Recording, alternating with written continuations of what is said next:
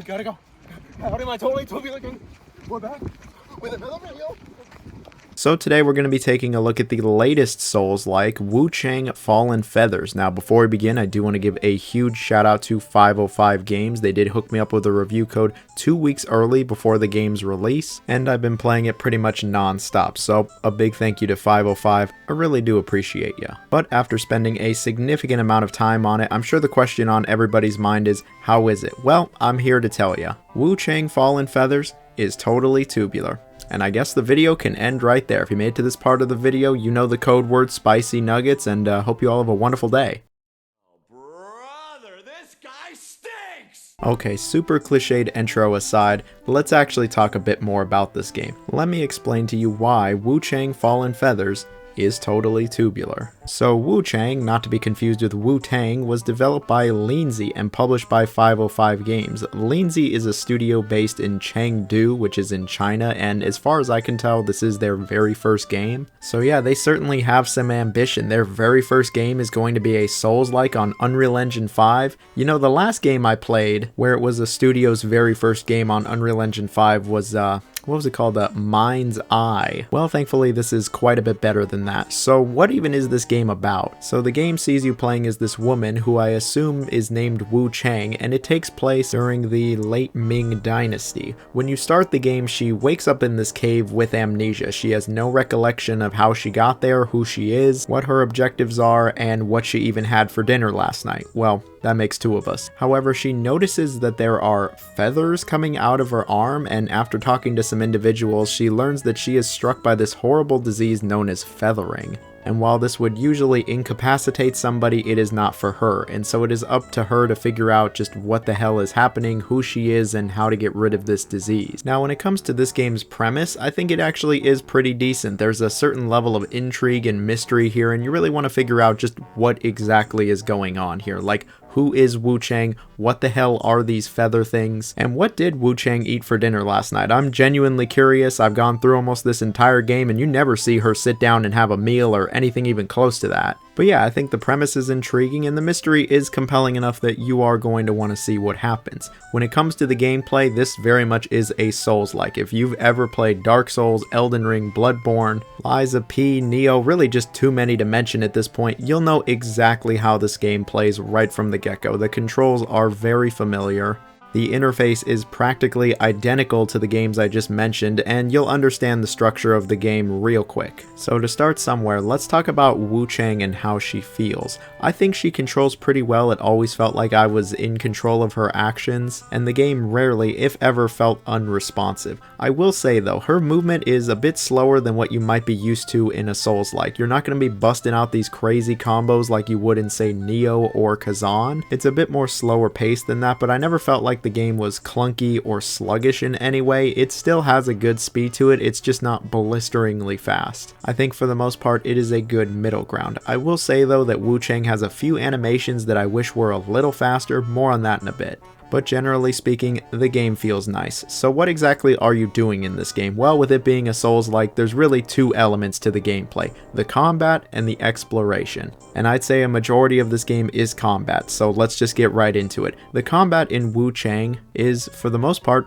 actually pretty good. Like I already mentioned, the movement is nice, the game's speed isn't excessive, but you are going to need some good reflexes for this one. Like most Souls-likes, you have a light and a heavy attack, and using either along with dodging will use up your stamina bar. If you run out of stamina, you gotta wait for it to come back. And like pretty much every other Souls-like, you do not regenerate health, you have to drink what is essentially this game's Estus Flask, which can be upgraded as you play throughout the game. So while all of this does sound standard, Wuchang does actually mix things up in a few key areas. First off, she actually does have 5 different weapon types to use, and each weapon type has 5 separate weapons to use that you'll find throughout the game. And I think this is a nice change of pace. Many Souls-likes just dump weapons on you. Kazan, Neo, Rise of Ronin, etc. They will give you hundreds, if not dozens of weapons throughout the game, and a lot of the time they feel pretty much identical. Here, that is absolutely not the case. All 25 weapons genuinely do offer a distinct combat style, they all feel different from each other, and they all have their own strengths and weaknesses. So that's cool that your weapon of choice is actually important beyond just a number.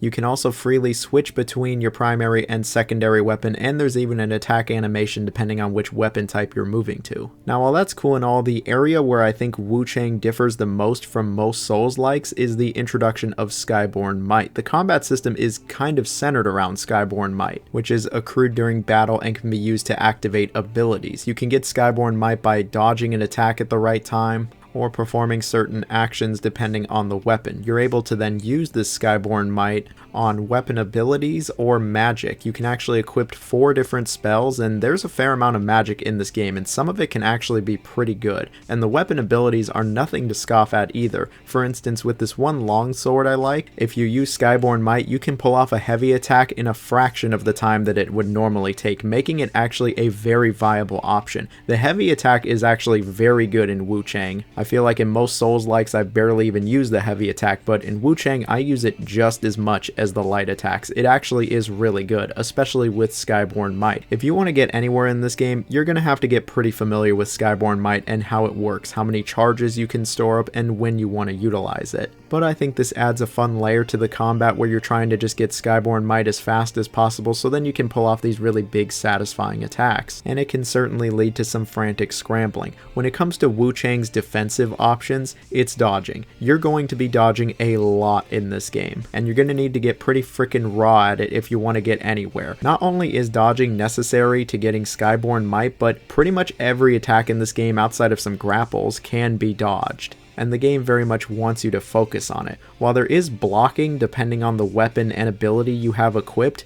it's not that great in this game. It cannot block a lot of attacks. You can't just sit in the corner like a jackass holding left trigger blocking everything. Some weapon types don't even offer blocking to begin with. And then this game has parrying, but I'll be real, parrying is not vital to this game like it is in, say, Kazan or Sekiro, for the simple reason that you can't parry a lot of attacks. You can only parry attacks from other weapons, so if somebody's using martial arts on you, which is common in this game, well, you're just up shit creek. You're not gonna be parrying shit. Your counterattack is also pretty weak in this game. Enemies don't give you like 2 seconds where you can apply pressure. No, usually they go right back to attacking you instantly, and Wuchang herself can't unload this big ass attack in that time frame either, regardless of which weapon type you're using. And so with this in mind, yeah, the game becomes a lot more focused on dodging rather than blocking and parrying. Despite that though, there is at least one boss in here that really does require you to parry their attacks, but the game makes it very clear that that's what you should be doing here. Now I want to take a step back here and briefly mention the spells. I brought them up for a second. There's actually a good amount of spells in this game. There's 40 different spells across the entire game, and some of them are genuinely really different from each other. They all have their uses, but I do think it is pretty cool just how varied a lot of these spells are. And it's nice how much the game lets you customize your playstyle. They do give you a fair amount of freedom here. You can freely reallocate your points in the skill tree whenever you want,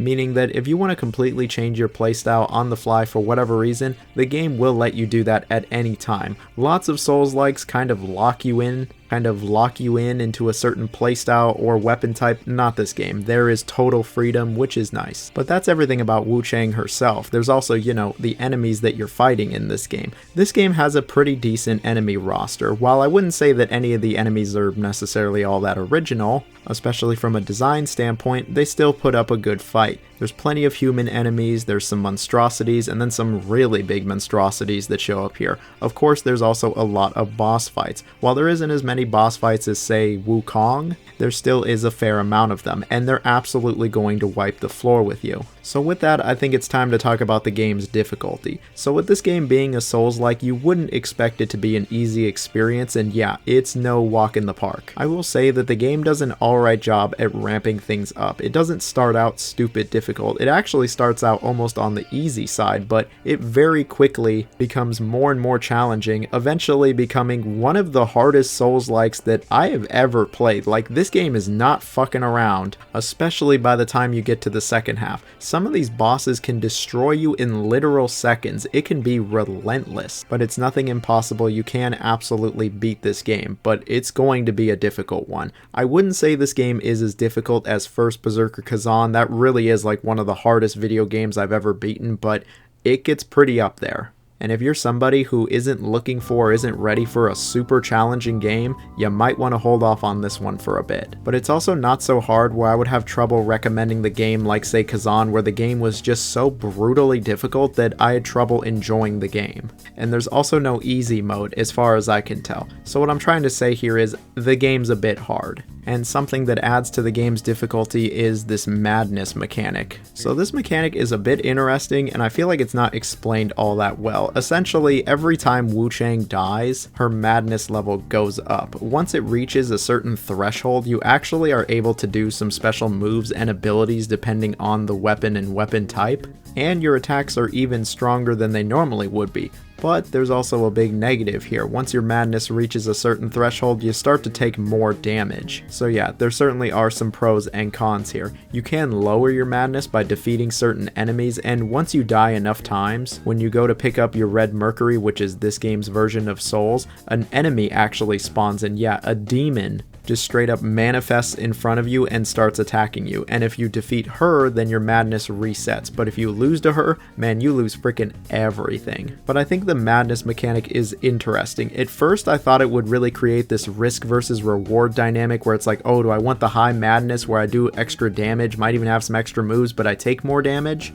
Or do I want to just keep it low and simple? But it doesn't really offer that here. You'll find most of the time your madness is pretty much all the way up, especially when you're fighting bosses and dying to them over and over. I spent a majority of my time in this game with the maximum amount of madness, but that just adds another wrinkle to the combat. I think the combat has a good amount of depth and has enough going on where I think you would be engaged start to finish, at least when it comes to the combat. But this game isn't only combat, there's also the exploration.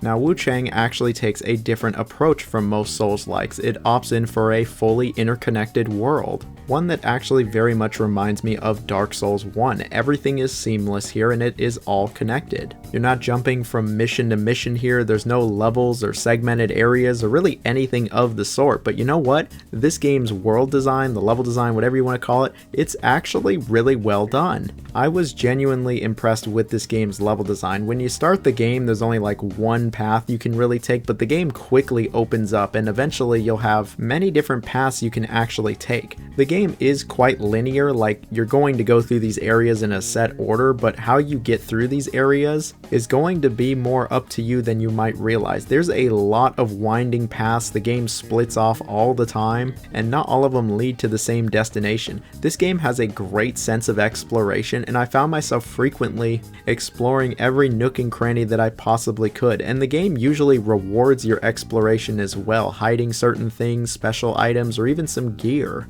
And like the weapons, there isn't just a shit ton of gear in this game. It's actually pretty limited when it comes to the armor and really just gear in general. And I like that. I don't need to be given a bunch of random shit Diablo style. I'd rather have, you know, more meaningful loot, which this game provides. I would say that Wuchang nails the level design more than maybe anything else in the game. It has some of the best level design you'll find in any Souls-likes, at least in recent memory. It's way better than Kazan, Neo, and leagues above Wuchang. Everything being interconnected is impressive, and I think is pretty cool. So the next thing I want to bring up is this game's atmosphere and presentation. If you couldn't tell, this is a pretty good looking game. While it won't have your jaw drop like say Black Myth Wukong, I still think the game looks nice. There's plenty of great looking environments, the animations are nice, and the game actually ran very well on my PC. I don't have some crazy build here either. I have a 4070 Ti Super and a bit of an older processor at this point. When it comes to this game's atmosphere, yeah, it is pretty similar to Wukong. It certainly gives off the same vibes, and I'm sure that's due to the Chinese influence, but I still think the game has a unique atmosphere and vibe in general. Now, the last thing that I want to bring up about this game's presentation is that it is really selling itself as a AA game. I mean, it's retailing for $49.99.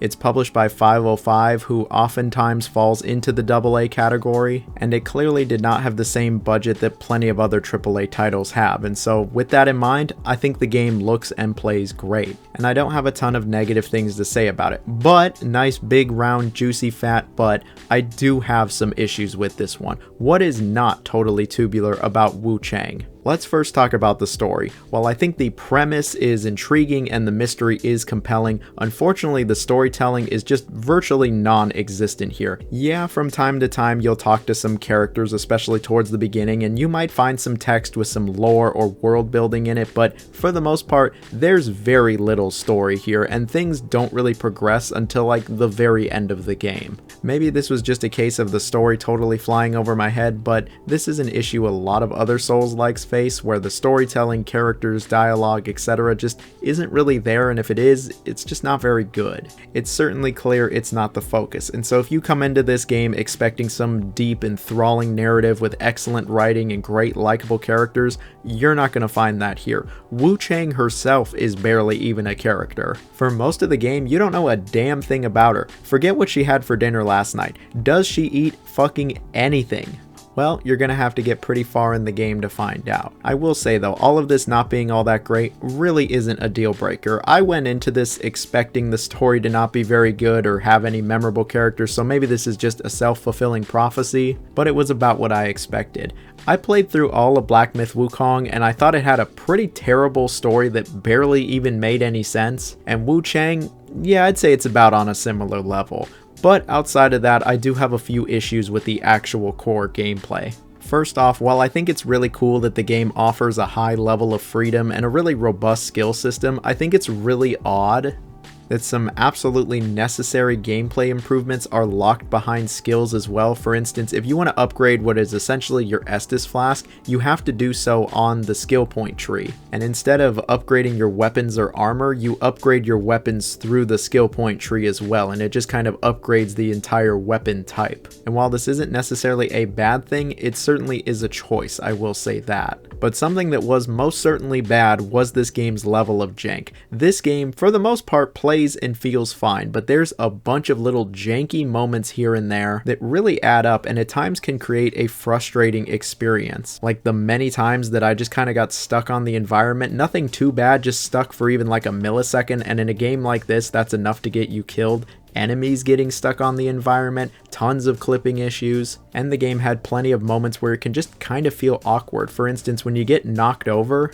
like Monster Hunter, you can actually stay on the ground for a few seconds. You don't have to get up immediately, but if you choose to get up as soon as possible, it just has this really awkward transition and animation, and I found myself getting hit in it way too many times, and that's always super frustrating. Some of the frame data and hitboxes can also be just kind of janky in this game. What I'm trying to say is it's not the most polished experience, and it definitely gives off AA vibes, which in itself isn't a bad thing. What is bad is when you're getting killed due to these janky little moments. Now, this doesn't ruin the game or anything like that, but it certainly affected my enjoyment. Something else that affected my enjoyment was all the beginner's traps in this game. This game has so many moments and areas that are just straight bullshit that you wouldn't see in most Souls-likes. I really don't have any other way to describe it other than bullshit. For instance, you're running around in the snow and there are these tiny little mines that are also white and covered in snow hidden all over the place. And they will blow up on you, doing a fuckload of damage, and it's so hard to see these. And on top of this, you're also trying to fight enemies, sometimes you're getting shot at, and it's like there is just way too much shit going on here.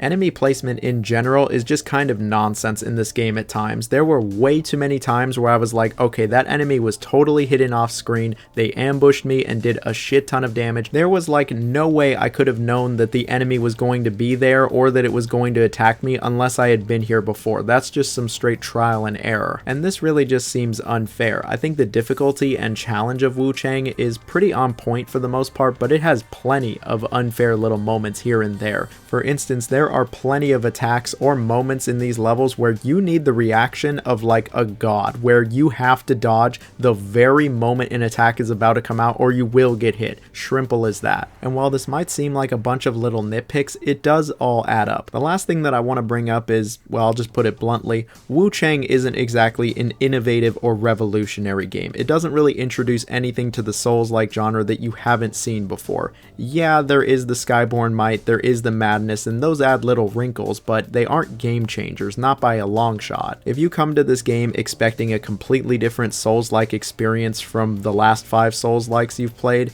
you might be a bit disappointed. And while I'm not saying that every Souls-like has to completely change up the formula or innovate or have a ton of new ideas, it certainly helps the game stick out more. A few years from now, am I going to be able to remember Wuchang all that well?